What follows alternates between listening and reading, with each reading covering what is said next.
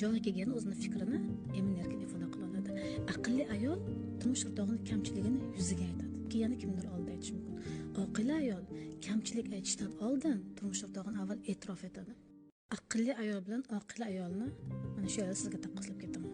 Ko'pchilik aqlli bo'lishga intiladi. Aqlli ayol bilan oqila ayolni mana shu yerda sizga taqqoslab ketaman. Ko'pchilik aqlli bo'lishga intiladi-da. Qizlar ham aqlli qiz bo'lishga intiladi. Ko'p o'qib aqlli bo'lgani yaxshi deyishadi. Nimaga erkaklar aqlli ayollardan qochadi? Aqlli ayol bilan oqila ayolning farqi ham shunda. Aqlli ayol o'zini har doim haq deb biladi. Oqila ayol haq bo'lsa ham, lekin yori oldida o'zini darajasini bilgani uchun o'zini qanday tutishni biladi. Joyiga kelganda kechirim so'raydi, joyiga kelganda qo'llab-quvvatlaydi, joyiga kelganda o'zini fikrini emin-erkin ifoda qila oladi.